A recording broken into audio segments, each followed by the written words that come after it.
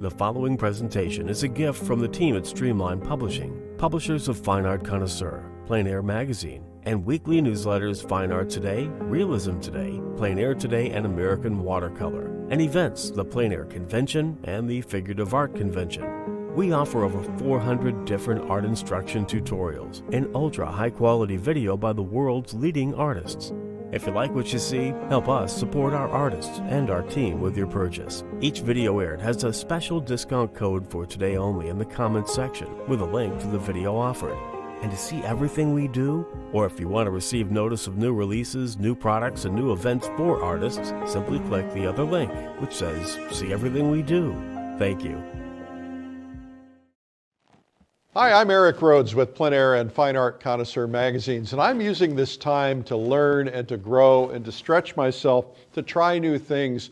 One of the things I've been experimenting with lately is watercolor, because oftentimes if I'm traveling to Europe or some other place, it's a little bit of a hassle to take my oils on the road because sometimes I can't find turpentine. So I'm trying to learn more about watercolor, and I thought those of you who are into watercolor or those who might want to learn more about it would want to learn from the best of the best. And this is Thomas Schaller. I hope you enjoy this segment.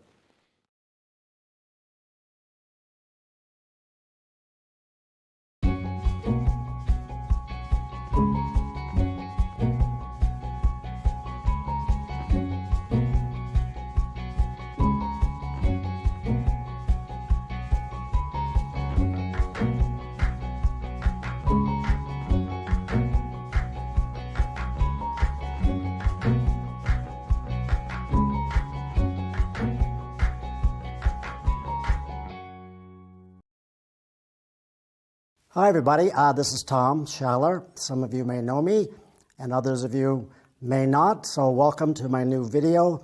I'm here in Austin with all these good people, and I'm going to be taking you through a painting. I'm an artist working in watercolor, but I think a lot of the things I'm going to be talking about are applicable or hopefully useful to any artist working in any medium. It's going to be a step-by-step, so I'm going to be talking a lot about how I do what I do, but a little bit about why I do what I do in the first place. So let's dive in and I'll take you through it. So we have one life. We have anything we want to do within reason. We're capable of doing it. So why is it some of us choose to paint and others choose to do something else?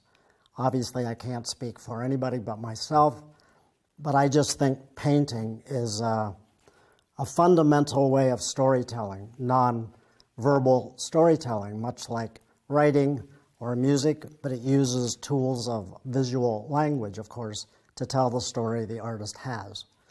I come from a background of architecture and that form of design. I've learned over the years how to transpose design that I used to use in creating buildings and cityscapes for people into making paintings that are more personal.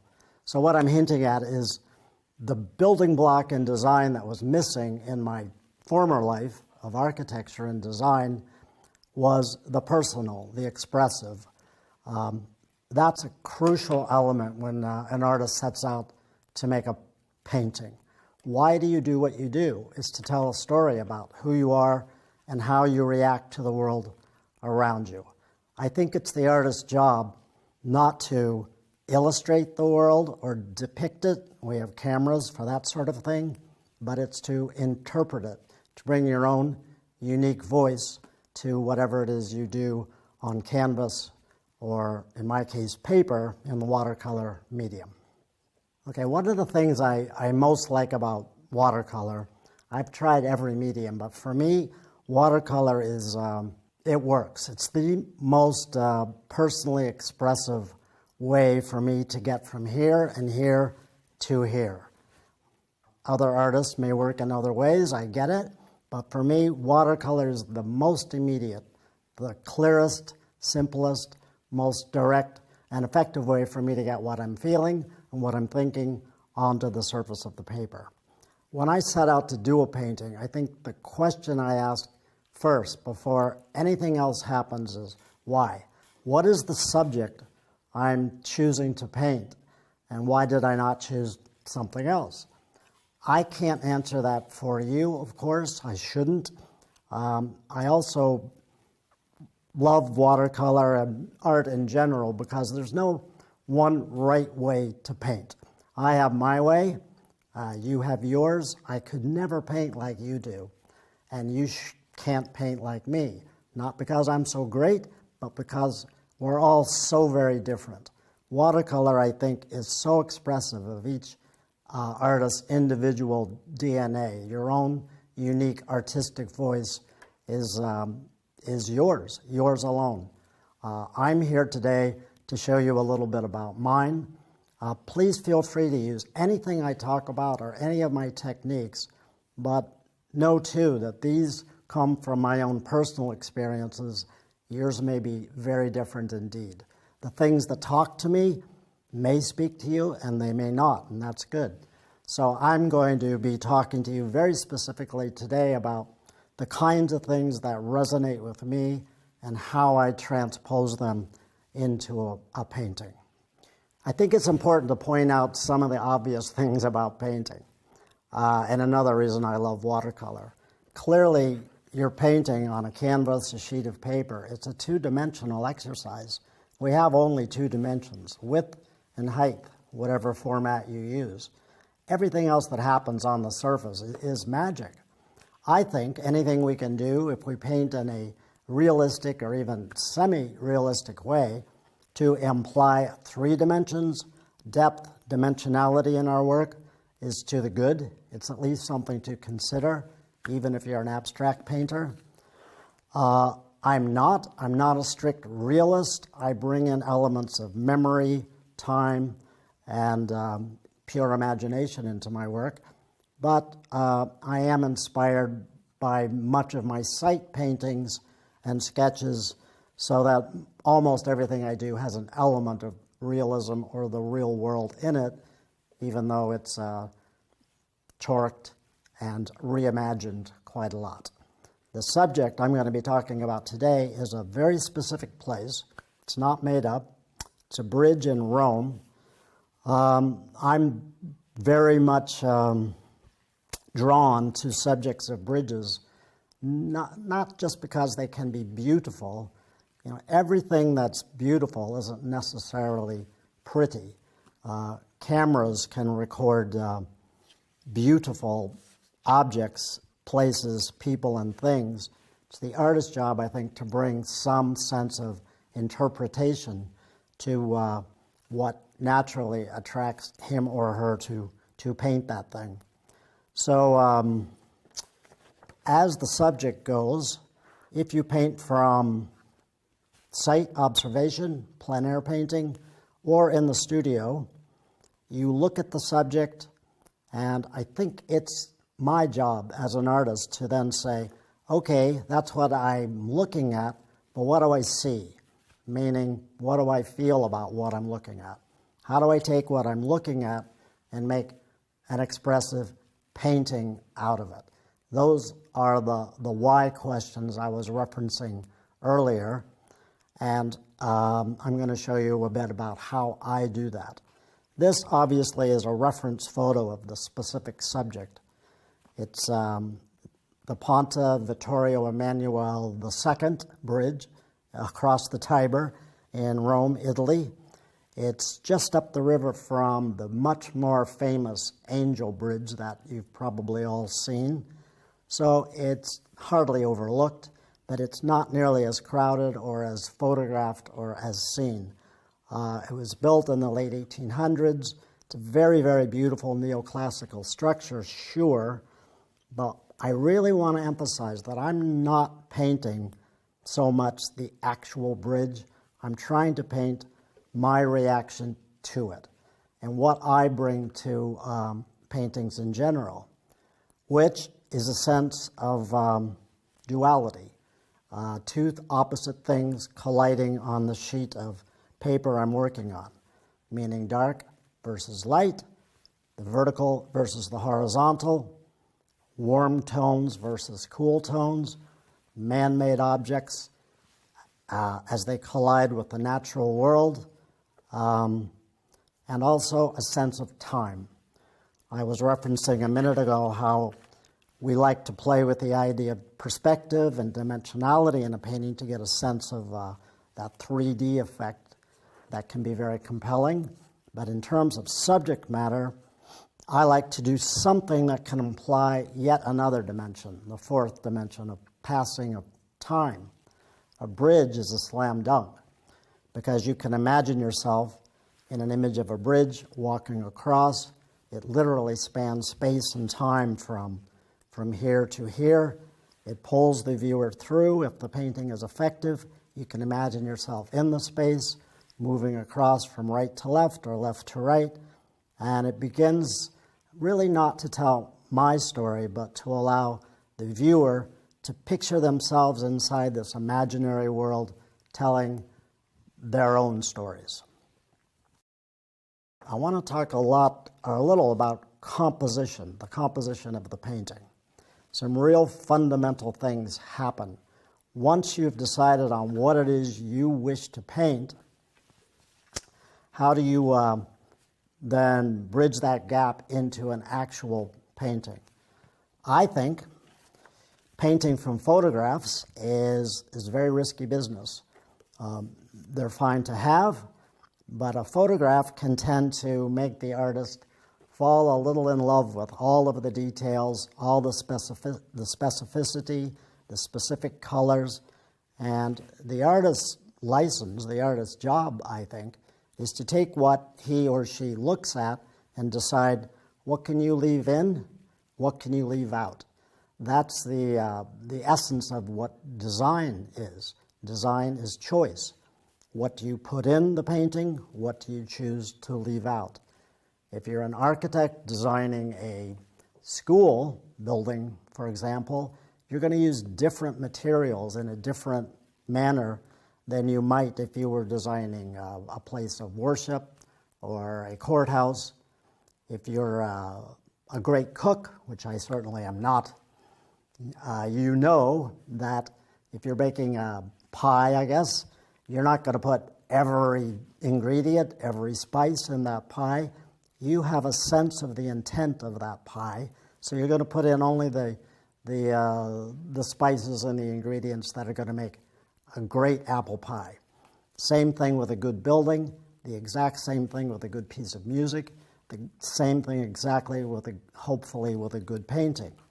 I look back at some of my older work, and I'm a little stunned at how sort of overworked they looked. I used too many techniques, too many colors, too many gimmicks or tricks.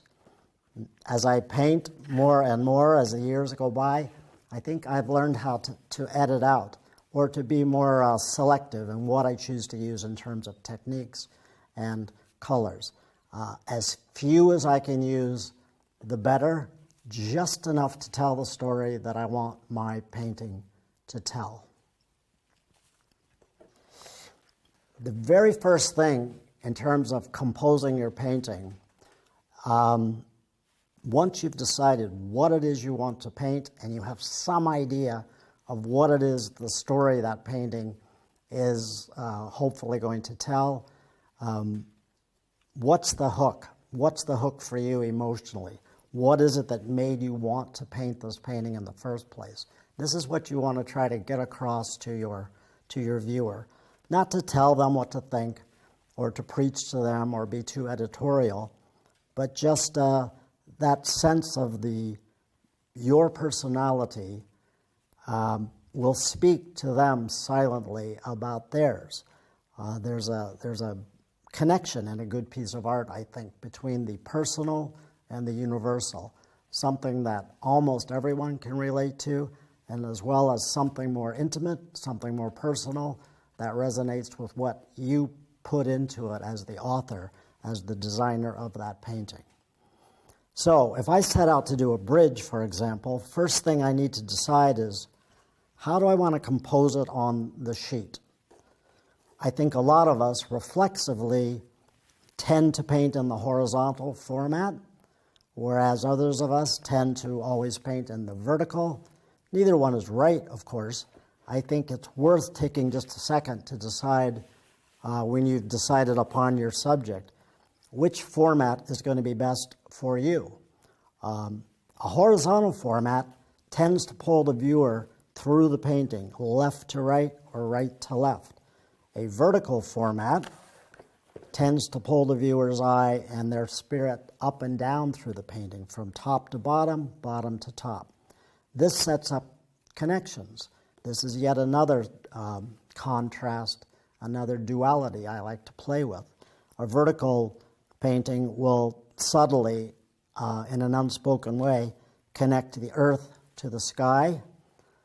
That tells a very different story than a horizontal painting, which tends to connect left to right primarily. Sky and earth can be in that, but they're supporting cast members, if you will, secondary players. The star of the show is the movement through the painting left to right. So since this is a bridge, it is kind of a slam dunk for a horizontal painting. There are beautiful vertical paintings you could do of this, but I think in this particular case, they might look a little forced, a little awkward. I think going with a nice, natural, horizontal composition is the way to go. There is water, there is sky, there are background elements. There are lots of things going on here, but the real star of the show is the rhythm of darks and lights that pull you through this painting left to right. I don't think it's absolutely necessary, but almost always I do a little sketch like this, a value study, compositional study, before I start the painting. The reason is it sort of sets in place my reaction, the stuff of art. What is it that excited me about this subject in the first place? Why did I decide to paint this as opposed to going out drinking with my friends or staying home on the couch? There was something exciting about this. The sketch for me is the quickest, most immediate, less pedantic way that I know of to get it down quickly. And I have stacks of these sketchbooks at home that I'll go back to days, weeks, months, even years later, and I'll look through and they'll bring me right back to wherever I was and say, oh wow, that's what I felt. That's my reaction to whatever that subject was. I will do a final painting far more from a sketch like this than I will from a reference photo. In fact, in my teaching and my classes, I will say to myself as well as my students, once you get a decent study sketch done, you can take your reference photos and throw them away. You don't need them that much. This is where you want to live. You want to start to live here. I also think a sketch tends to loosen us up. It sort of breaks the bounds between that reality that you're looking at and this reality that you're going to paint. That's a fundamental thing. It was an aha moment for me when I realized that. And I think it's a fundamental thing for students of art to realize that a good painting does not have to copy or replicate every single thing you see. It has to be a work unto itself. This is what people are going to look at, to assess, to judge you by. This is the genesis of art, not the reference photo, not even what you're looking at when you're painting in plein air. So that's one reason why I think the sketch is so critical to me. It also is a laboratory where I begin to get my thinking out of the way. I begin to establish, as I said, the format, of course. I set up, in this case, a nice sort of golden mean, the rule of thirds. A third up from the bottom is, in this case, the horizon line. A third of the way in from the left side is a larger area of darks, and that's a very comfortable composition of elements and shapes. The first line I draw on every drawing, every sketch, is this, the horizon line. It's the datum line that sort of begins to establish where you're standing in space to help the viewer feel, draw them into your painting ultimately, and help you as the artist begin to establish and set all the other various elements. The main thing the sketch does, besides that, it starts to tell you where do you want the areas of dark, where do you want the areas of light, also what is important, what must you put in this, what can you sort of play down or leave out entirely. In my work as an architectural watercolorist, I didn't have the liberty of leaving anything out, really. It was a very detail-oriented profession. Fine art, by contrast, you can leave out vast swaths of detail. The viewer's eye will fill in great blanks. It's really a bit like music. The parts of the painting that are unpainted are just as powerful as the parts of the painting that are painted. And that's poetry, that's magic when that happens properly. Those kinds of decisions, you can start to compose the design in the sketch even before you start the painting. So for me, again, these sketches are a laboratory. They take a lot of the guesswork out when I go on to the final painting.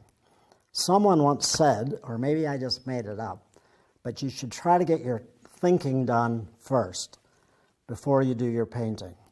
That's another reason I do these sketches. This is where I try to get my thinking out of the way. Then when I jump onto the final painting, I can paint much more from here, from the heart, and not think too much. I think if you plan slowly and paint fast, something somebody else said, that often almost always results in a much freer, more expressive painting than if you stumble through and have to stop every 5 seconds and try to figure out what it is you're doing. One last thing is characteristic of watercolor, the light.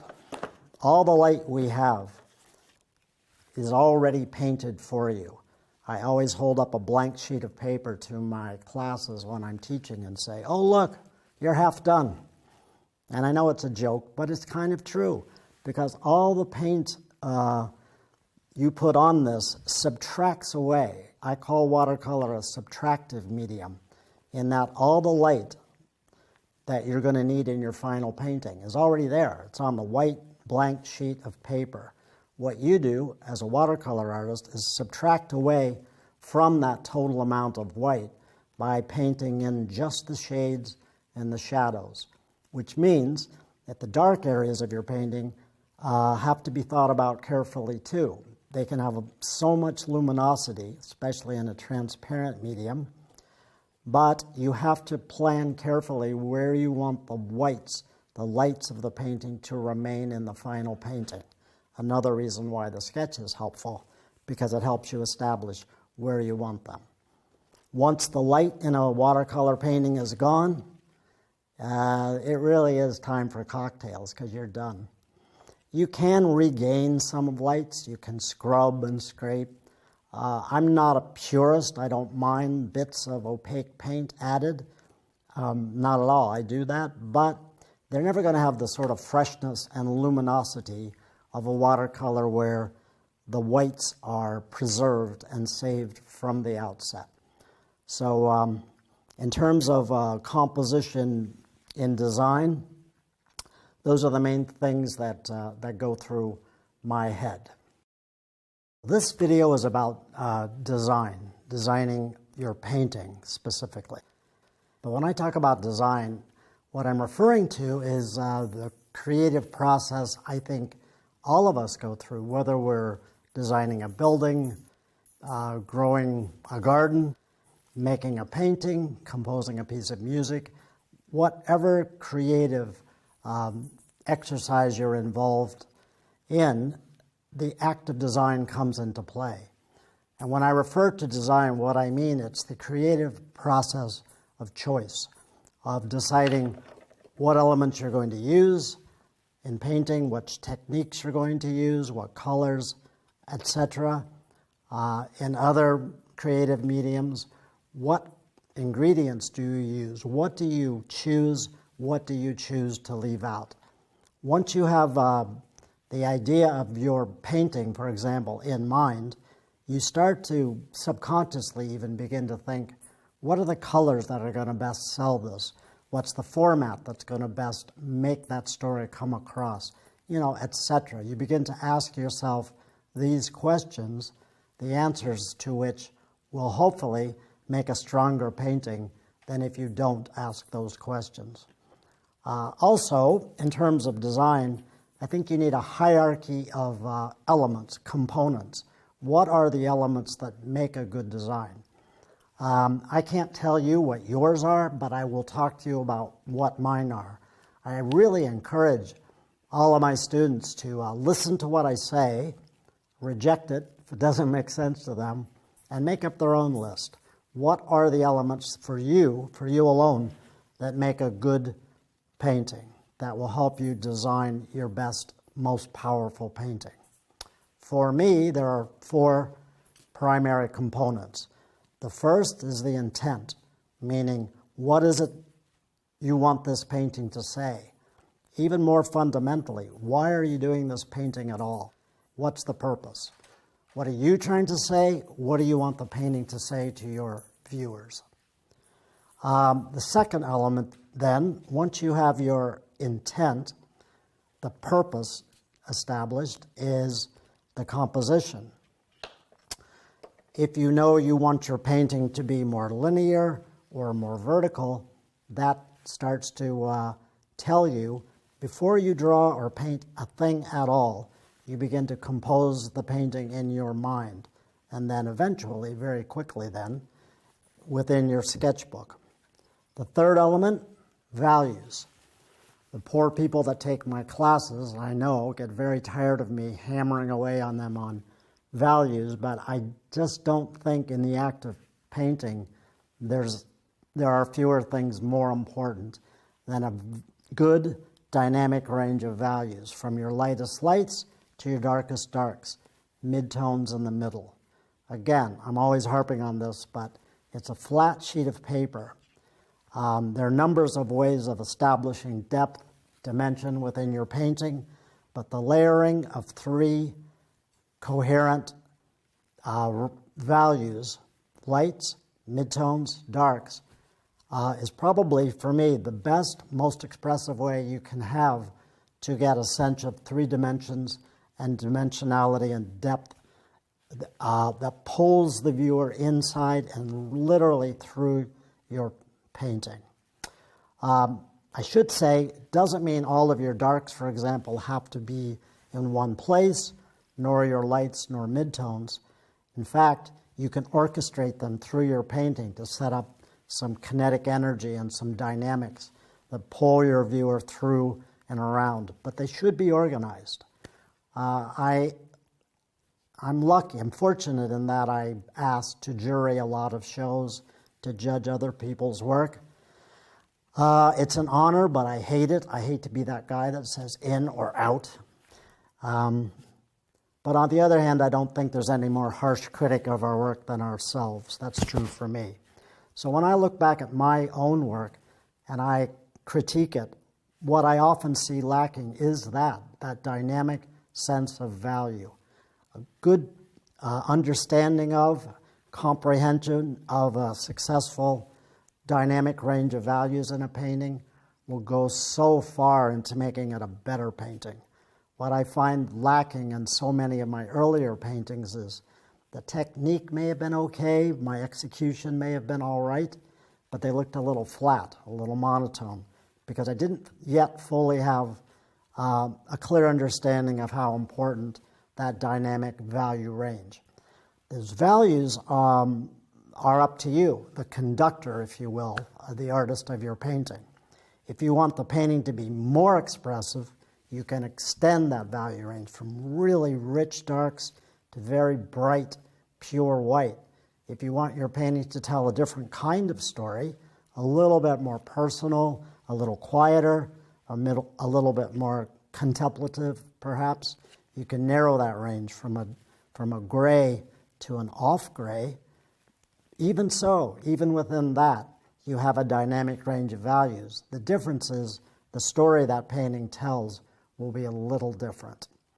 I could go on and on about values, but that's the basics. We'll be talking about it as I start painting more. But the fourth, final, last but not least element of my design component list is color. When I say that in groups, I hear a lot of gasps because everybody loves color. I do too. I do think of myself, to be fair, as more of a valuist painter, less about color, more about value. Value is critical in a painting too, though, or it can be. I think value pulls the emotional weight in a painting, or rather, value pulls the narrative weight through a painting, whereas color pulls the emotional weight. Not every color works in every painting. That's why I put it last on the list. And I often think you can get by with fewer rather than more colors. Like most artists, I think I can't go into an art supply store without adult supervision because I want everything I see. I want every color, I want every brush, I want everything. The truth is, one of the beauties of watercolor is you need so few materials and elements to do a really good painting. And no more so is that true than in color.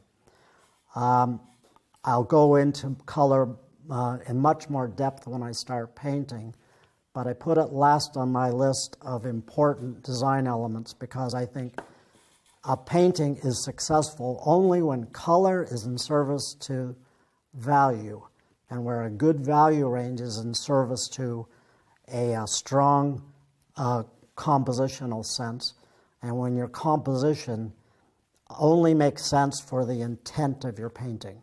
So it's intent, composition, value, and color. Materials. One of the things I think I like most about watercolor is counterintuitive to how many of us, including me, think. And that is that you need so few materials really to do a really knockout painting. I know I'm in love with art materials. I expect many of you are as well. But the truth is, you just don't need that many things. When you think about it, that's really a plus. I teach a lot. I teach a lot of plein air, and I think one of the mistakes I see people making, and I've made it myself, is by hauling everything you own out in the field with you. Meaning, by the time you get to wherever you're going to set up and paint, you're exhausted. I keep almost everything I'm taking with me on a very small backpack, and I'm always looking at ways to edit down the materials I take. That said, you do need some. Obviously, you need brushes, paper, pigments, don't forget the water, but very little else is required to do a good painting. And even at that, fewer of those than you might think. I'm going to start off talking about the brushes I use, because obviously they're critical. If you are using a minimal amount of things, those few things you use have to be things that work well for you, for how you paint. And yeah, they have to be useful to you. I have at home probably no fewer than 30,000 brushes. I'm joking, I don't, but it looks like it. The truth is, I use maybe 10 to 12 at most at any given time. I do try out new things here and there, and I'm fortunate that people do give me brushes to try. But I just want to walk you through the ones I use most often and the ones I'll be using to do the painting I'm going to be doing today. I think it's critical for a watercolorist to not forget it's a water-based medium. So therefore, a brush that holds a lot of water that can cover a large area quickly is pretty essential. One or two so-called mop brushes are, for me, indispensable. I really love this company, Escoda, a Spanish company. It's basically a mom and pop store. They largely hand make all of their brushes, but these are squirrel mops, so it's squirrel quills. Why these are useful is because, as I say, they can hold a ton of water. You can cover a large area. The worst thing that can happen is if you're trying to do a big, large, wet wash, if your brush runs out of paint halfway through and you get unnecessary or unwanted scrape marks or dry marks or have to scurry and re-wet your brush. So a brush that can hold a lot of water, cover a big area, is important. So Squirrel Mop by Escoda, I recommend highly. Another great thing about these is despite their high quality, they're really not that expensive. Another alternative are these Soft Aqua brand by Raphael. They're a type of mop too. I like quite a lot. They're not squirrel hair. They're not natural bristles at all. They're synthetic, but they're engineered so that a few bristles inside are coiled in such a way that they hold a lot of water as well. I guess overall I would prefer the all-natural squirrel brushes. They just behave better. They do tend to hold more water. They're beautiful. I don't own any Kolinsky or Sable brushes, to be honest. I find them, they do hold lots of water, but I find them a bit soft. They're also incredibly expensive, and I'm led to believe that they don't harvest the Kolinskys necessarily in very ethical ways. So the Raphael Soft Aquas, obviously being synthetic, don't hurt any sables. I'm also led to believe that the squirrels for the Escoda mops willingly donate out of altruism their little tail hairs for these, so no squirrels are harmed in the making of the Escoda mops. Keeping in the Escoda family, their mops are the Aquario series. They make this versatile series of flats, rounds, etc., and mops that are also great. They hold a bit more water than a purely synthetic brush. Although they are synthetic, they do also replicate a natural hairbrush. Anyway, for me, I think it's important to have a mop brush, a big, wet, sloppy brush that can hold a lot of water. I tend to work pretty wet. A couple of these larger brushes. These I got in China. They're made by Black Mice. They're natural squirrel hair too, so obviously hold a lot of water and are great for doing very large wet washes. And this by the Paul Rubens company, I also got in China. Also similar, hold lots of water. I didn't ever use flats until a couple of years ago. Again, I was in China and somebody gave me as a gift a series of flats that I thought I wouldn't use, but now it turns out I do. Watercolor is so much about edges that a big wet brush like this that holds lots of water, of course, isn't especially adept at making clean, crisp edges. It's really outstanding for wet work. A flat edge brush, of course, is much more capable of striking a clean or hard edge or dry brush work, which I love to do quite a lot.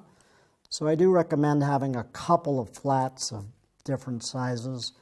I like these Escoda Versatiles. They're great. I have a number of those in different sizes.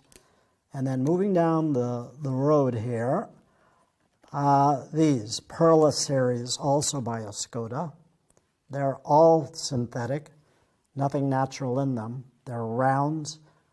They make a lot of different brushes, but these Escoda rounds are especially good at holding edges, detail work, and I really couldn't paint without them. So I have a series of those from 12 down to a number 2.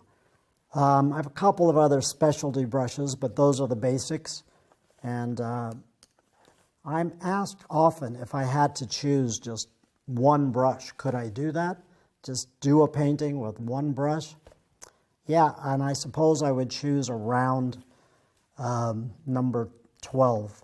It's an all-round workaday brush that you can get most everything accomplished with one or two brushes like that. As I start painting, I'll be talking about a couple of these specialty brushes I use, but they're not really necessary. They're just fun for me to play with. So that's a look at the types of brushes that I'm going to be using to do this painting. For the record, they're pretty much the same types of brushes I use at home for almost every painting. Depending on the physical size of a painting, that might dictate the physical size of the brush I might use. So for large studio work, I have very large examples of these, etc. But in general, I would recommend everybody have at least one natural hair squirrel, probably a squirrel mop for big wet and wet washes, maybe a couple of flats for edge work and dry brush work, and then a series. You could get by with 2 or 3 rounds for more line-based work or detailed work. I think if you have even 6 of those brushes, you'd have plenty to do just about any kind of painting you want to do. Another thing I'm asked about all the time is if you had to pick one material that you think makes the biggest difference in how you paint. That's a difficult question, but I suppose I would say the choice of a good piece of paper can make all the difference. I have seen painters with great skill be very disappointed and fall pretty flat by choosing a really bad or a student grade piece of paper. Watercolor paper, I understand. It's expensive, it can be. But overall, it's not that bad. You can buy a good quality paper for a fairly modest price. This is an Arches paper. People ask me a lot what paper I use, and there isn't one single answer. It does depend on the kind of painting I'm doing. This, as I say, is an Arches paper. It has a modest degree of sizing in it. I chose it because it's bright white, and because of the sizing, it'll hold an edge very neatly. The subject I'm doing lends itself to that. I also like Saunders Waterford. It's a beautiful, sophisticated paper, but it's a little softer. So the pigments tend to mix in the fibers of the paper a little more than they do on the Arches, which tend to stay up on the top a little bit longer to make a little cleaner edge. I also like Fabriano papers quite a lot. They have a whole range that are worth looking into.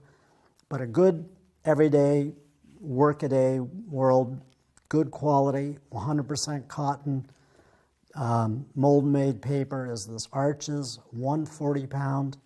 I use the rough surface and the bright white. I don't recommend using very heavy or 300-pound papers much. Now again, I'm not going to tell anybody what to do. Depends on how you paint. I find the heavier papers tend to soak pigments in, and over a little time, the painting becomes duller and more flat, whereas the mid-weight, thinner papers tend to hold the vibrancy and the values of the colors and the pigments as you put them on over the life of the painting a little bit better than the thicker papers. Again, though, that's a little bit of a function of the way I paint. I think I mentioned, but I almost always use rough surface paper. That is because I'm always looking for ways to amplify that sense of luminosity and depth in my paintings. So because of the kind of pigments I use, which I'm going to talk about in a second, they tend to hit the surface of the paper. The heavier parts of the solution of pigment and water sink into the little valleys of the paper and float over the little mountaintops, and then you get that beautiful characteristic shimmer that you can only get in a watercolor medium. It's both beautiful, characteristic, and it also helps amplify that sense of luminosity and transparency that I'm always looking for. So not always, but I almost always choose a rough surface paper, almost always 100% cotton. People do amazing work with UPO and all sorts of other paper, and my hat is off to them. I've not found any success in doing that, but you know, there's always room for experimentation. Today, though, I'm going to be painting on this Arches 140-pound rough, bright white surface. Obviously, you need something to carry your pigments in and something to mix them in. I have an amazing palette. It's made by Steve Finelli at House of Hoffman. I got this to use as a studio palette because it's really a jewel and a work of art. They're all handmade and they're beautiful. But I love it so much, it's the only palette I use, indoors, outdoors, teaching, at home. It's been around the world a million times, and it's never let me down. It's made out of brass, but surprisingly lightweight. I'm not pushing these to say you should go get one, but I'm just saying it's important to choose a palette that holds enough pigments for you, sufficient amount of pigments, and has enough reasonably deep mixing wells for you to do your thing on the painting. I notice a lot of palettes, mixing wells are very shallow, so it's difficult to mix up, you know, a big vat of paint sufficient enough to cover a large area. And some palettes, for me, just simply have too much going on. I like the number of mixing wells here. I'm always trying to edit my number of paints down. I think I have 14 in total. I'd be happy with 10 to 12. But there you go. And I think it's important for me to have at least 5 mixing wells, and this has 6. So I love this palette. But by all means, you should use whatever works best for you. And make sure you have a travel palette if you're interested in plein air work that's comfortable, that you can carry around with you, that's not too heavy and not too cumbersome. You can see here how I have my paints arranged. Generally speaking, they're arranged from lightest pigments to darkest, and from warm colors to cool. As far as specific pigments, I always use tube paints as opposed to cakes, because you can get really rich, vibrant colors with a lot of water. I mean, I never forget it's called watercolor, and I find a lot of people in my classes are a little stingy with either water or color. I think the tube-based pigments help us loosen up, paint much more fluidly and expressively. I use pigments mostly by Daniel Smith. They make more pigments than I can count. They're sort of a small one-off business. They care very much about art and about artists, and they respond very quickly to what artists are looking for out there in the real world in real time. And they make an exquisite range of pigments. I favor sediment-based colors as opposed to stain-based colors, which means I tend to avoid a lot of the quinocridones, the perylene colors, Windsor blues, Windsor greens. Not that they're not beautiful colors, they are, but I choose ones that favor sediment a bit more than staining because they mix well with other colors. You'll see soon the way I paint is fairly wet, and I want mostly pure colors to mix not in the palette first, but on the surface of the paper. So I will run complementary tones of color together on the paper to mix to form my neutrals, my grays, and my complements, rather than pre-mixing them in the palette. If I use sediment-based colors, they tend to run on the paper a little less than a stain-based, which is going to spread a lot more. So they stay a little bit more where I put them. They also are heavier, I mean physically heavier, so they sink a little quicker into the crevices of the paper and give that characteristic shimmer that I was talking about a little bit more easily than a stain-based color, which is literally going to just stain the surface of the paper regardless of how textured it may be. I mean, now obviously every pigment has a little bit of staining capacity in it, so don't get me wrong. But the more earth-based colors, umbers, siennas, etc., are obviously a little earthier, a little more sediment-based than staining pigments. I'll be talking about my color theory in a minute, but generally speaking, I try my best not to think about my pigments as color so much as temperature. They're either warm or they're cool. They're either light or they're dark. When I mix these in the palette, you'll see that I mix them from a light to a dark, always in a complement, and a mid-range to a mid-range, also always in a complement. I can talk specifically about what colors I use. Again, this is not a recipe. I urge you all to find which colors work best for you, and mine tend to change over time. I have a signature palette with Daniel Smith, but I frustrate them a lot because I'm always changing things out. But I have a Naples yellow, a French ochre, a raw umber, and a Van Dyke brown, which is a bit of a specialty that I don't always use, but there it is. A cad orange light, a cad red light, a Holbein pigment, which is called light red, burnt sienna, alizarin red, another Holbein color, lavender, which I love. It's a semi-opaque. I use it very sparingly. You'll see later. Cobalt teal, a manganese blue, a cobalt, and an ultramarine blue, a serpentine, and a jadeite green. This is an imperial purple, and a neutral tint is my darkest. So there's no white pigment, there's no black pigment. I'm not a purist. I'm not against using those. If they work for you, by all means, go for it. When a painting is done, I may add little highlights of opaque white, just as small details.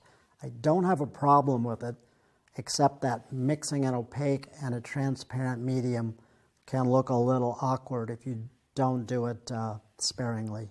So I don't carry them in my palette.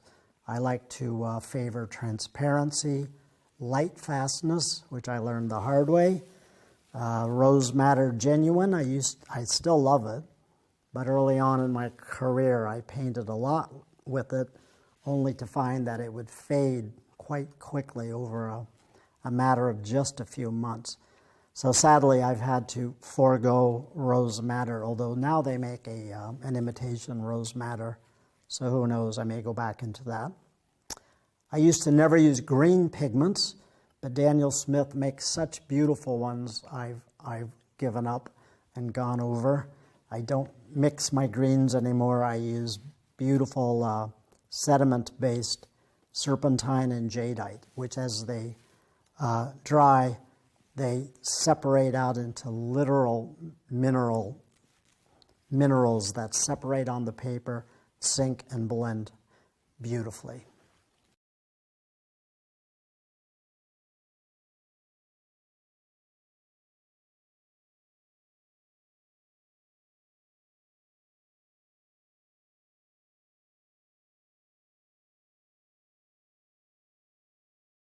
So I wanted to talk a little bit more specifically about color and my ideas of color and how I set up my palette. It is not always the same, but I have to say 9 times out of 10, this is how I organize my palette. I've added water, as you can see, and mixed up wells of paint. I always do this. Not necessarily for these specific colors, but I think it important to keep something wet in your palette while you're painting at all times. The very worst thing that can happen is if your brush goes dry and you stick it in your palette and there's nothing there. So it almost doesn't matter what color you use. As long as you keep your painting wet and alive, you're going to be okay. But back to my palette, how I organize it. Again, it's from lightest tones to darkest. Obviously, the white of the paper is the lightest value you've got. Second to that would be yellow, generally speaking. Even at really dark and intense hues, yellow is going to be about the lightest pigment that you can have. Second, I have a Holbein light red, which forms a sort of almost neutral reddish. It probably on camera looks a little brownish. It's not. It's much like a Venetian red, but it's not too bright. It's not too dull. And I don't even think of it as red. I think of it as a neutral, warm tone. Its complement is a straight across home plate cobalt blue, which I pretty much always have in my palette. It's very easy to darken, to lighten, to cool down, to warm up. The same thing can be said for the light red. It's very easy to cool it, to brighten it, to lighten it, and to darken it. These are my mid-tones. The yellow forms my light. And over here is a neutral tint, which looks a little unky and black. It is not. It is really sort of a violet hue that, if you're clever, you'll notice is essentially a violet, which is a complement to my lightest light. So again, here I have contrast going. The light contrasted with the dark, the yellow as a complement to the violet, the orangish red as a midtone is a complement to the blue as the secondary midtone. So I have light, midtone, dark, warm, warm, cool, cool. This will form the basis for just about any painting you want to do. Obviously, I have supplementary pigments. When I do the final painting in a few minutes, I'm going to be using a more sophisticated, I think, palette than you see here, but the theory is the same. It's always about complements. It's always about how does the light complement the dark and vice versa, and how does the warm complement the cool and vice versa. I want to just do a couple of very quick, just sketchy washes on here so you can see what I'm talking about. As I say, I don't tend to use mixed pigments. I use a lot of pure, out-of-the-tube color, and then allow it to mix on the surface of the paper and within the fibers of the paper itself. So what I've got going on here is a Naples yellow, and then I'm going to transition it into this violet, which is actually a neutral tint. So because they're essentially sediment-based colors, I think you can see that the transition from yellow to violet, from light to dark, happens pretty rapidly and very smoothly. You do get a nice neutral in the middle, but I hope it's not muddy. It's still very transparent. It still transmits light and life, and there's nothing murky or dull about it. Moving into the midtones, this is the Holbein light red.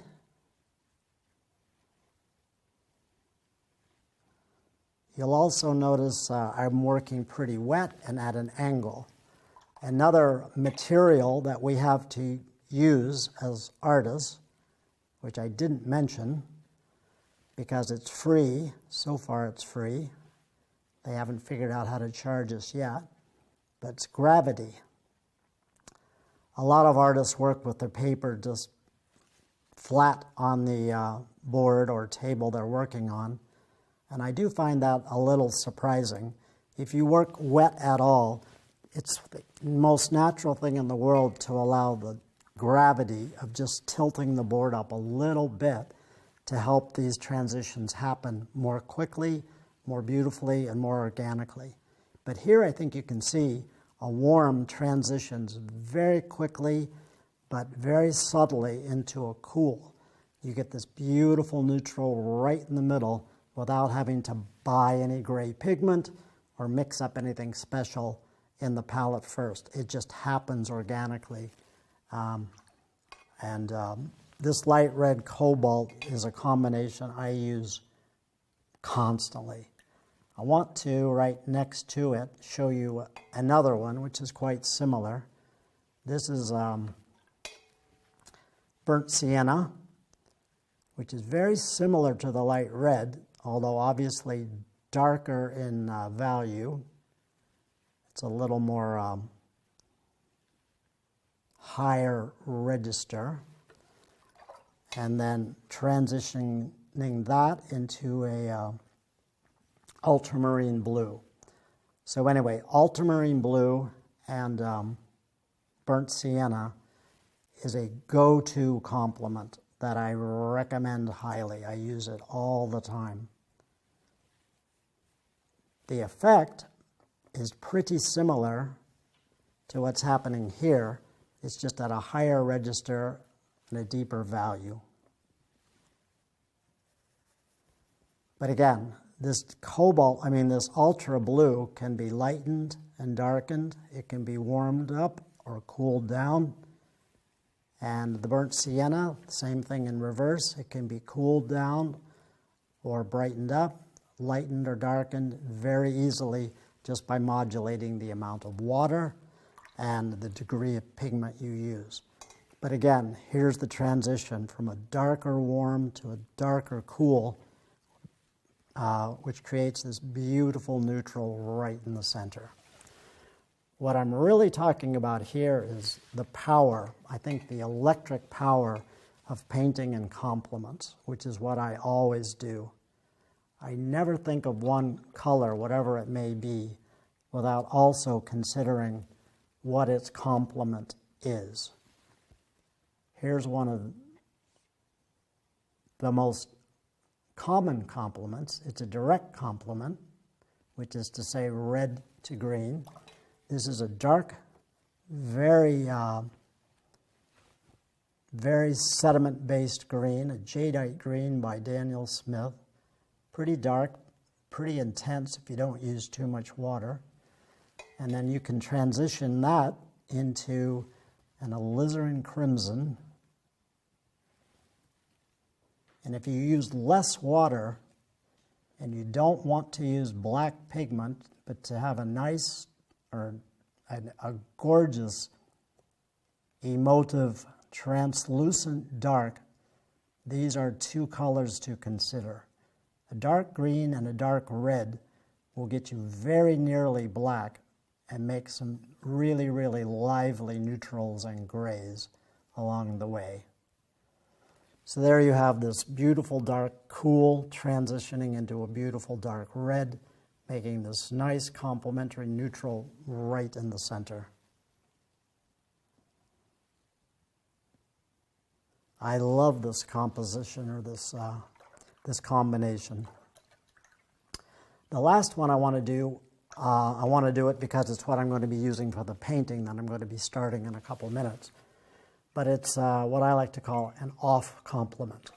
It's a warm and a cool, of course, but they're not primary colors the way an orange and a blue or a green and a red or yellow and a violet. The palette I'm going to be using pretty much for the painting for this video is a little bit unusual, but it's one of my favorites. This is a cobalt teal or cobalt turquoise by some other manufacturers. This is a Daniel Smith. Obviously it's cool,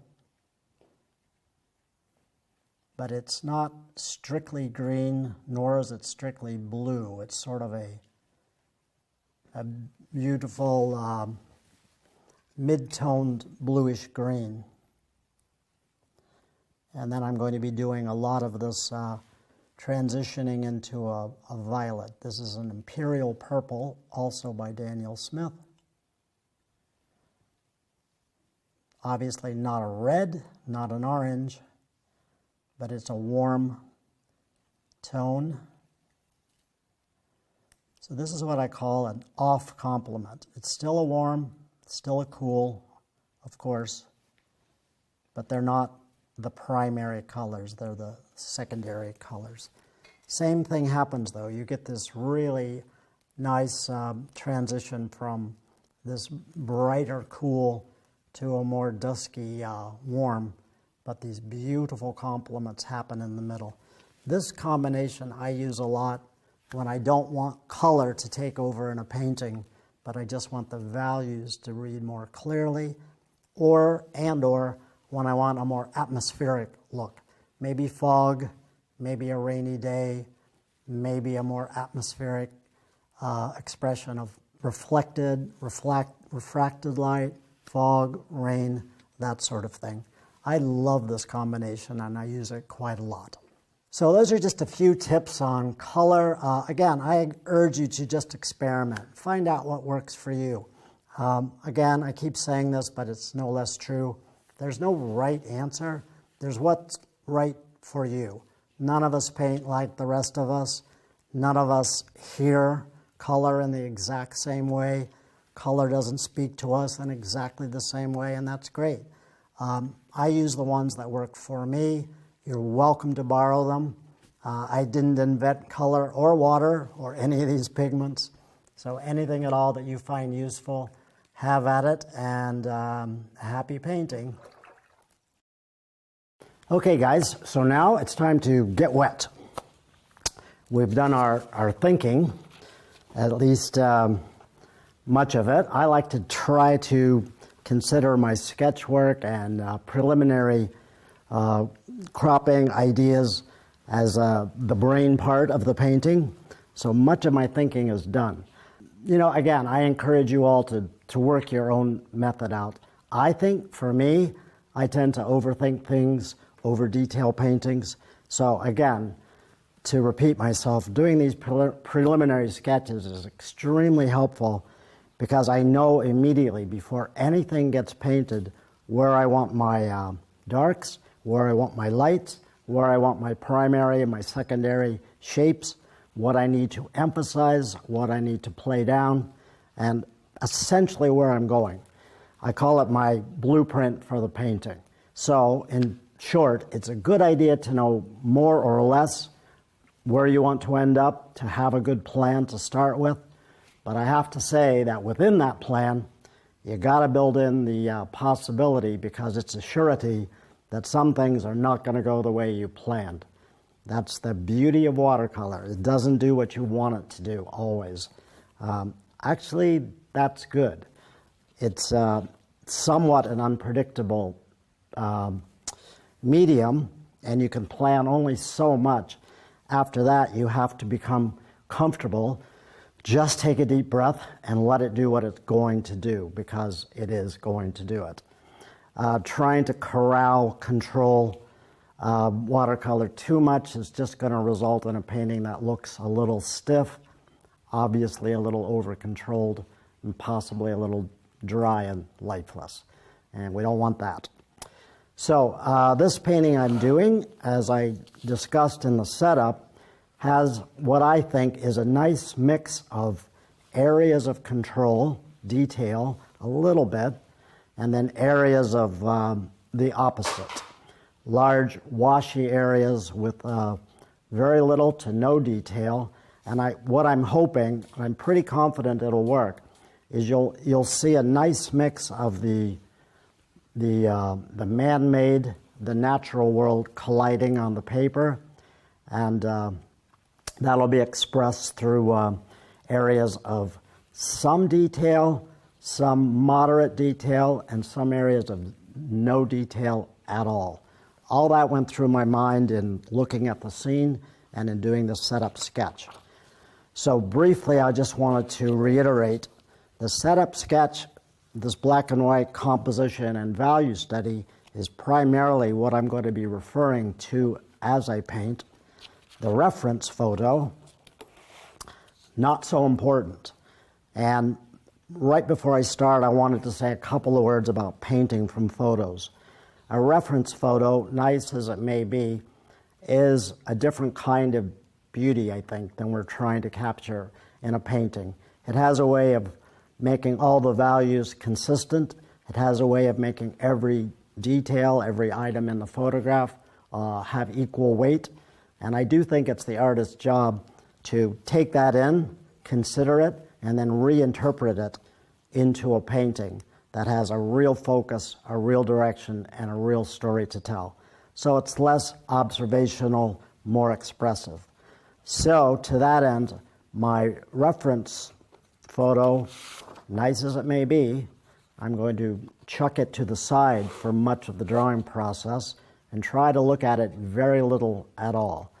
I'm going to be painting primarily from my value compositional sketch that I did earlier, because this captures my idea. This captures the essence of what I'm going to be trying to paint.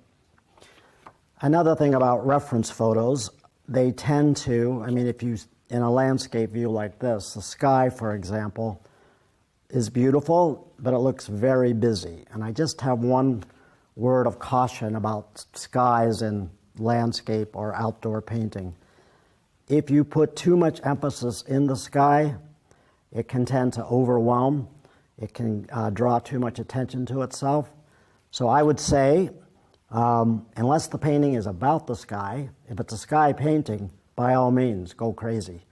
But if the sky is just there as a compositional element, play it down, knock it back, make it take its place as a background player. So that's another reason I'm going to keep my reference photo off to the side and not look at it at all if I can, or very, very little. This is my guiding light here. This sketch captures my thoughts, my ideas, my compositional idea, and the dimensionality and life, the story that I want my painting to tell. So I'm going to keep it up here and refer to it on occasion, though it's pretty much locked in my mind. That sketch gets me out of the reality of the observed world, but this painting will get me out of the reality a little bit of the sketch too, because this is what really matters. So now it's time to get wet. Typically, I can think of many exceptions to this, but typically I work my paintings up all at once. I don't allow them to dry in the middle of the process. I like each area of the painting to connect quite physically, literally, to the other area. So you have to think a little bit about drying times. Usually I work my paintings up from lightest areas to darkest darks. My whitest whites, I know where they are. I have them established in my sketch and in my mind. I know where I want to save whites and paint nothing at all. But the lightest tones is what I mean. The lightest tones first, the mid-tones second, and the darkest darks last. Generally, in a landscape view like this, the elements of the sky that you see are in the background, and generally speaking, they're going to be lighter. And so, not always, but very often I will do the area of sky first, and I'm going to do that here. The leading edge of the bridge here, I'm going to be wanting to save some light. So being a liquid medium, watercolor will tend to run downhill because I work pretty wet and at an angle. So I'm going to be doing the sky upside down. Again, this is something I often do, but not always, but often. The reason being, it helps you maintain an area of white if you need to. Also, you can work with gravity, the most free medium you can buy, to help pull the sky in the direction that I want it to go. So I'm going to start in here with my light tones, the background. If you look at the reference photo, you'll notice there's all kinds of buildings, some very famous, beautiful buildings, trees and things back here. But the story of this painting is definitely not the background. The story of the painting is the experience of this bridge and the pattern of lights leading you through under the bridge and then over the bridge. So this is the focus of the painting here, which I'll talk a little bit more about in a minute.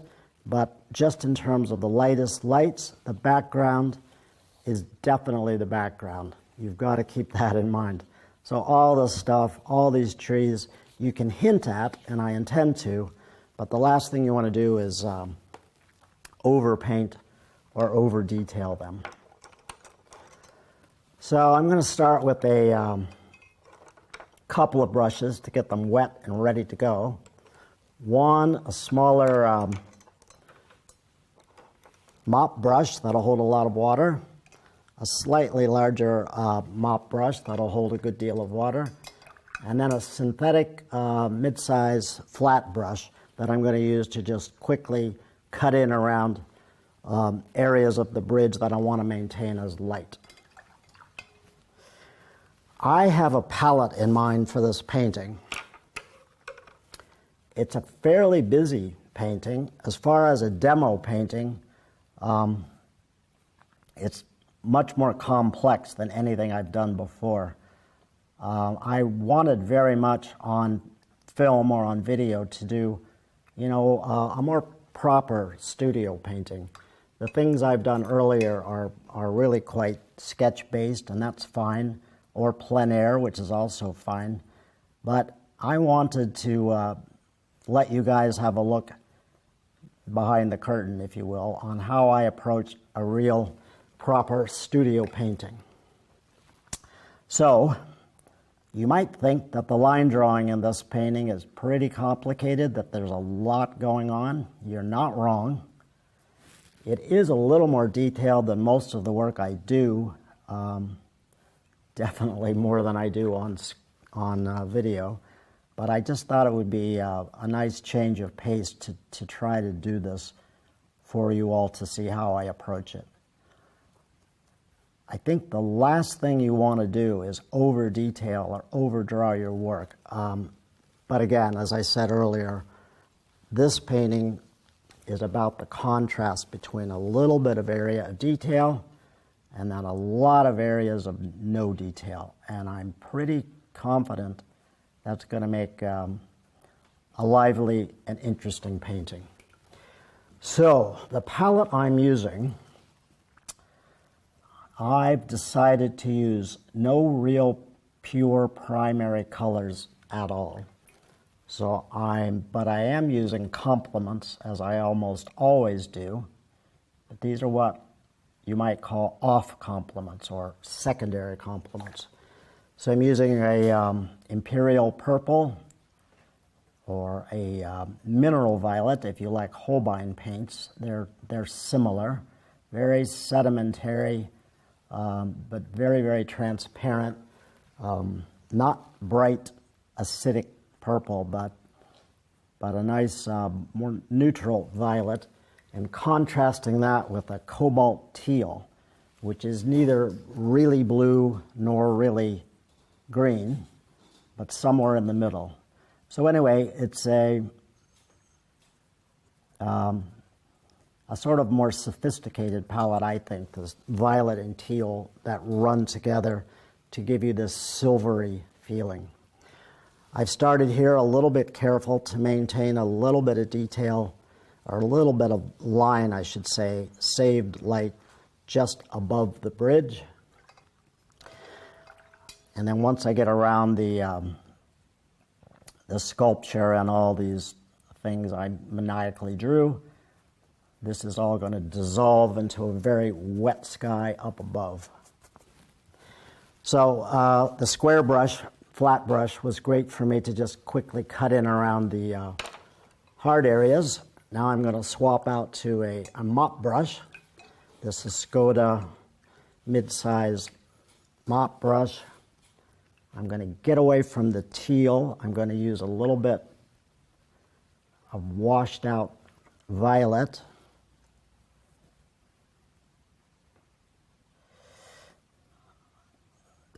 Timing is always critical, especially in watercolor, I think, because Obviously, you wait too long and what you've put down is going to dry and you'll end up with funny shapes or edges that you don't want. So for me too, connecting all things together is pretty critical.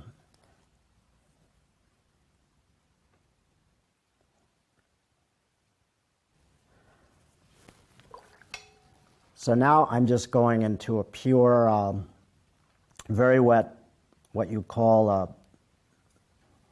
well, what we traditionally used to call a French wash, meaning you build up a bead of water and you pull it down the page. The painting is still upside down, of course, so I'm pulling it up the page, but in this direction, allowing the pigment and water solution to run down. And now this gray violet is going to transition into a Naples yellow. So obviously, complementary tones, yellow and violet. But I don't want any hard edges. Again, I don't want any fancy cloud shapes to show in this particular painting, simply because I think they'd be distracting and really not add anything to the story. I'm getting lighter and lighter as I come up the page by adding more and more water to this soft brush.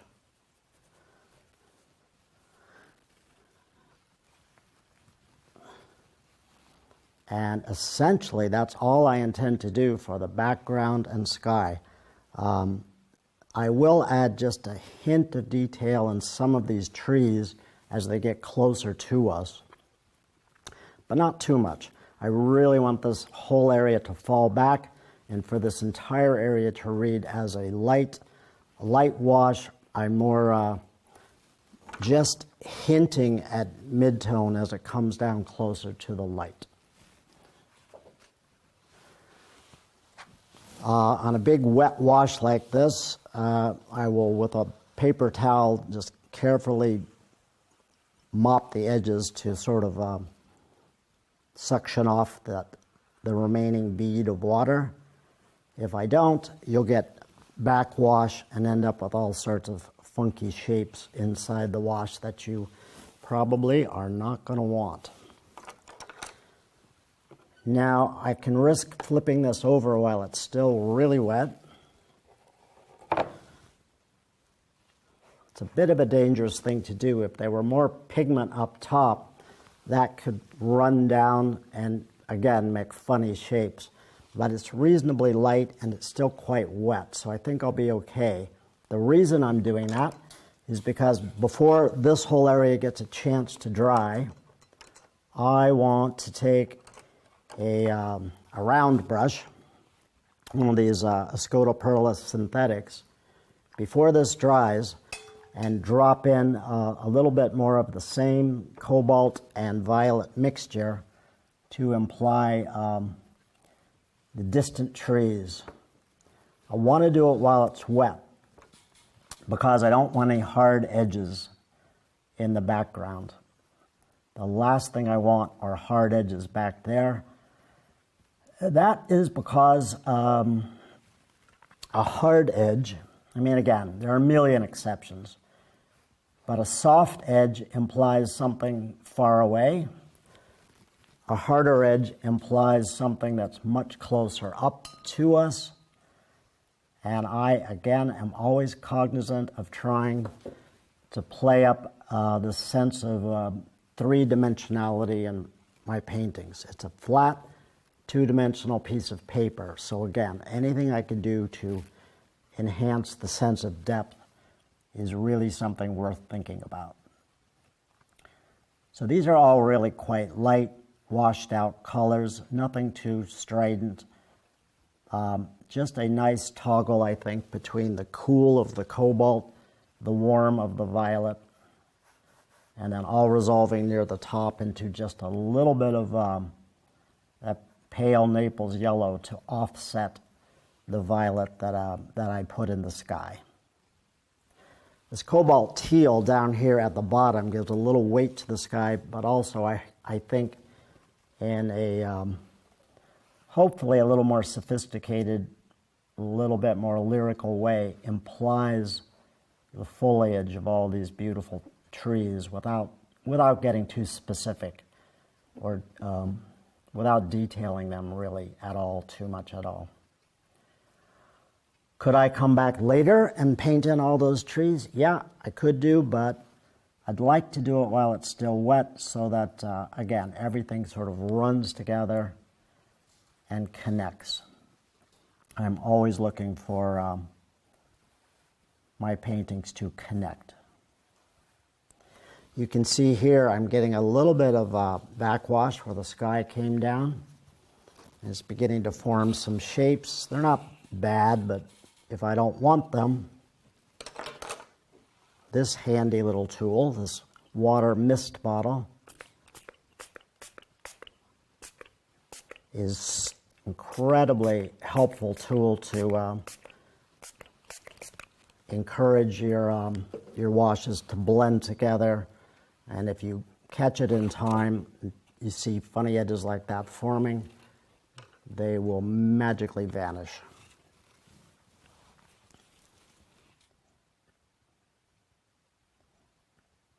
So while any wash is still wet, it's still alive.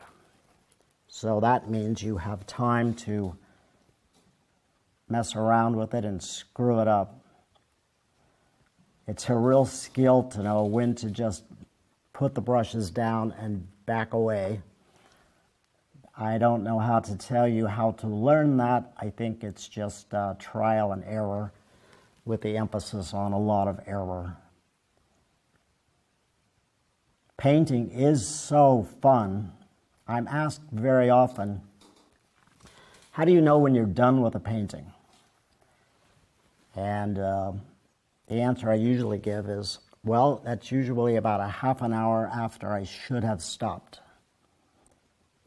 But what I really mean is when you hear that little voice inside your head saying, okay, maybe it needs just one more little thing. That's generally a clue that you should put your brushes down. In this video, I hope to be teaching you how to, well, first and foremost, how to just relax, enjoy the painting process. It's supposed to be fun. It's work, but it shouldn't feel like work. What I'm going to be teaching you is how to look at a difficult subject, or what some people might consider a really complex subject, how to think about it for a minute, break it down into its component parts of shapes, of dark and light. And if you do that beforehand, it's going to save you a lot of angst when you go to paint it. We're going to be looking at a lot of other things too: composition, perspective, color theory, etc. Ways to learn to face a complicated subject and make it seem much more doable and much more fun. I hope this video will help develop your skills, whether you paint on site or in the studio, to be able to quickly identify a subject that speaks to you, something you want to paint, something that you think your skills are best suited for, and how to make all those seemingly difficult choices very quickly right up front. What I bring that others don't quite as clearly is a real sense of contrast in my paintings. And I don't just mean light and dark, but I mean a whole approach to painting in terms of allowing opposites to interact on the surface of the paper and find a resolution or not, as a way of telling a story. Light versus dark, warm tones versus cool tones, vertical elements versus the horizontal elements. Watercolor for me feels much more rooted in emotionality and expressiveness, and I guess for me, honesty.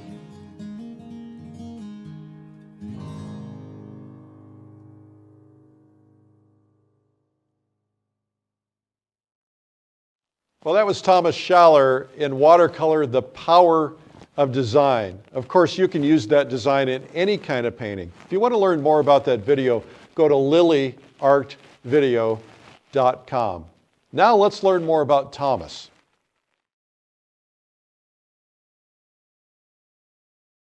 I developed an interest in painting really early on. I developed an interest in art when I was about 5 or 6. My parents were, well, my father in particular was dead set against it. He didn't allow the word art to be spoken in the house. It's another story. But my grandmother was a big fan of art, and she snuck me art books. I was fixated on looking at compilations of the great masters, and especially American artists. I started drawing, I don't know, early. My mom said I was born holding a pencil. I don't think that's possible. It would be painful if it were. But I always drew as a way to design other worlds that I would rather live in, or that I imagined, cities under the sea, spaceships, fantasy worlds. In a way, nothing's really changed. I still do that. I think of painting, for me, as a natural extension of the act of drawing. So I started messing around with watercolors probably around the age 7 or 8, just because it was fun. It was a quick way for me to get my ideas down into a sketchbook. Later on, as I got a little more aware, I realized that drawing is a way of expressing yourself through lines, whereas painting is a way to express yourself through using shapes, shapes of light, shapes of dark, eventually shapes of color. So the answer to when I started painting was I just don't remember really much a time where I wasn't painting. It's what I always wanted to do, and it's a kind of a miracle. I feel very blessed that I'm able to make a living at something I always dreamed of doing. When I start thinking I'm losing an interest in painting, or I think I'm no good, which happens maybe once a week or so, I honestly, and I know this sounds a little bit glib, but to keep my interest in painting, I just have to sit and think just for a minute at the joy I had as a kid of painting and drawing and telling those unspoken stories I had in my imagination. It's really what drew me to painting at the age of 5 or 6, and it's what still, 50 years later, it's what still interests me. It's literally, and it sounds quite simple, but just literally the joy of being able to express myself, connect to others through the act of nonverbal communication. Nonverbal storytelling is something that I love. I think people very often, and rightly so, think of me as a painter of architecture or of the built environment. It's not wrong, because I made my living, commercial living, painting architecture, the visions of other people in New York for many years. I was always, even as a kid, drawn to drawing houses and buildings and cityscapes. But I think as I got more mature as a person and as an artist, I started to realize that buildings per se weren't really that interesting to me. I mean, I liked them, but what I really was inspired by was the uses of a building. What good is a building if not for the people that use it and interact with it? So as I became more mature as a painter, I started thinking of cityscapes and buildings really only in their context. How does a person react to it? How does a building make a person feel? How does the cityscape influence the lives of the people that live there? And now, at this point in my life, that's what I try to paint. Yeah, it includes elements of the built environment and buildings, as it always did, but I think it's much more a human experience. This is what I paint now, as might differentiate me from what I used to paint, certainly in my more commercial and academic days. I'm often asked how I would describe my style of painting, and it's sort of sticky. It's a good question, though. I think I stumble over it because I'm not really sure. My painting looks, it varies like all artists. I don't always paint exactly the same way, but in general, my painting looks realistic. It looks like it's of something, but it usually is. I think the important thing to know about my work is that it rarely is a painting of the subject. It's about the subject. And if you're doing that, if you approach even a very well-known subject in that manner, you start to incorporate elements of time, reinvention, memory, projection. So I could paint a very well-known scene in any city, for example, and I can work in bits of what I think it might have once looked like, what I might have read it once looked like or it felt like, and what also I imagine it could look like in 50 or 100 years. So if I had to sort of put a tag on what it is I do, I guess it would be called something along the lines of reinvented realism. I paint on location all the time, but I think it's important to point out I didn't used to.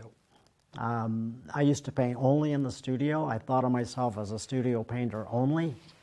When I look back on that, I realized why I was afraid of it. I was afraid of painting on site because I think I made the sort of rookie mistake a lot of us painters make, which is in trying to replicate what we do in the studio in the field. There are those who can do that, but I kind of tend to think of them as two very separate disciplines. They are very connected for me now, meaning my studio work is really highly informed by my plein air, my site painting, and my site painting is informed by my studio work as well. But I just think there's an immediacy that comes from painting on site that you really cannot replicate in the studio. The light changes, the noise changes, people talk to you on the street if you're painting in a city. All these outside influences, we try to control and keep them at bay when we work in the studio, but I welcome all that now. It helps me to become a better painter. It helps me focus on what I'm doing. I take all that in. I take all that stimulus in. I just take a deep breath and I let it out, and I try not to let any of it throw me off course. But if I'm honest, it actually informs how I paint. If I'm painting somewhere in a busy piazza in Italy, for example, the sights, the sounds, the noise, the people talking to me, the smells, all of that will change the kind of painting I do. It's a much more experiential painting style that I carry over into my studio work, or I try to, because I just think it makes the paintings that much more authentic, that much more grounded in experience than just something that you drag out of your head. I do paint in watercolor, and pretty much exclusively. That isn't to say I haven't tried other mediums. I have. I went through art school. I studied oil, pastel, acrylics, printmaking, sculpture, you name it. I've tried it. I've liked it all. I've enjoyed all of it.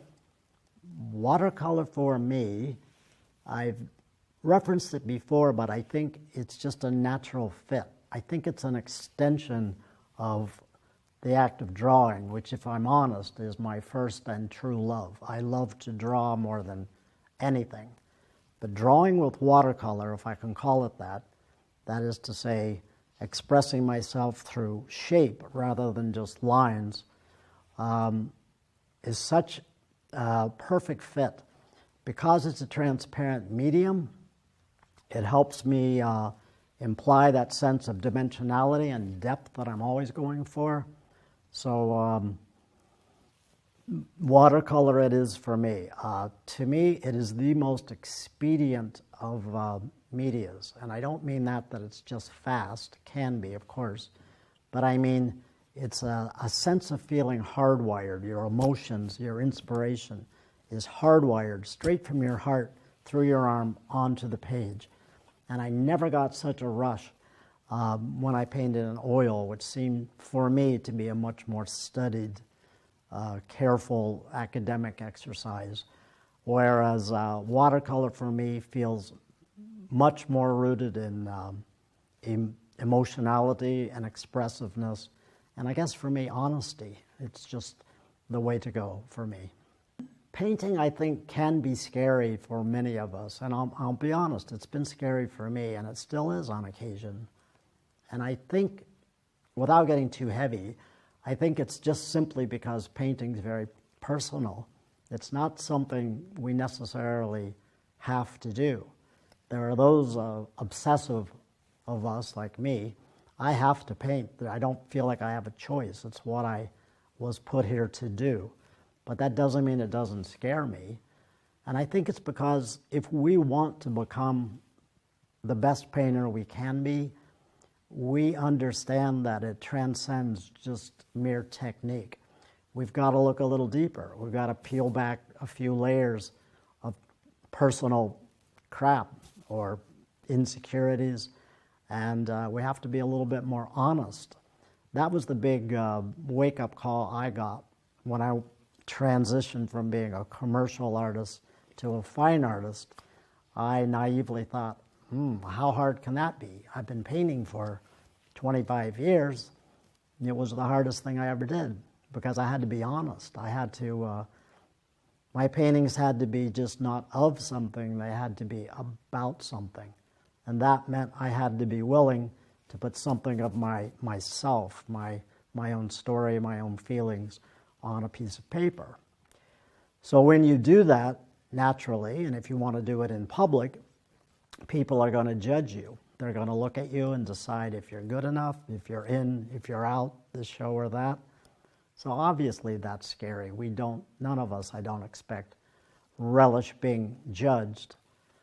But I think the love of painting, the need to paint, the need to express yourself, I'm speaking for myself, I'm not afraid of being judged. I just take it as part of the way it is. It's okay. People can judge me, it's fine. Nobody is a harsher judge on ourselves, and I think I can speak for most all of us when I say ourselves. Nobody judges us harsher than we judge ourselves. So there's nothing to really be afraid of. Yeah, it's personal, but for me it's scarier not to paint than it is to paint and put up with other people's opinions. It's not a big deal. Thomas Schaller is really a great guy. I hope you've enjoyed getting to know him a little bit. That's from his Watercolor, The Power of Design video, which you can learn more about at lilyartvideo.com. Remember to make good use of your time. I'm Eric Rhodes. In this video, I hope to be teaching you how to, well, first and foremost, how to just relax, enjoy the painting process. It's supposed to be fun. It's work, but it shouldn't feel like work. What I'm going to be teaching you is how to look at a difficult subject, or what some people might consider a really complex subject, how to think about it for a minute, break it down into its component parts of shapes, of dark and light. And if you do that beforehand, it's going to save you a lot of angst when you go to paint it. We're going to be looking at a lot of other things too: composition, perspective, color theory, etc. Ways to learn to face a complicated subject and make it seem much more doable and much more fun. I hope this video will help develop your skills, whether you paint on site or in the studio, to be able to quickly identify a subject that speaks to you, something you want to paint, something that you think your skills are best suited for, and how to make all those seemingly difficult choices very quickly right up front. What I bring that others don't quite as clearly is a real sense of contrast in my paintings. And I don't just mean light and dark, but I mean a whole approach to painting in terms of allowing opposites to interact on the surface of the paper and find a resolution, or not, as a way of telling a story. Light versus dark, warm tones versus cool tones, vertical elements versus the horizontal elements. Watercolor for me feels much more rooted in emotionality and expressiveness, and I guess for me, honesty.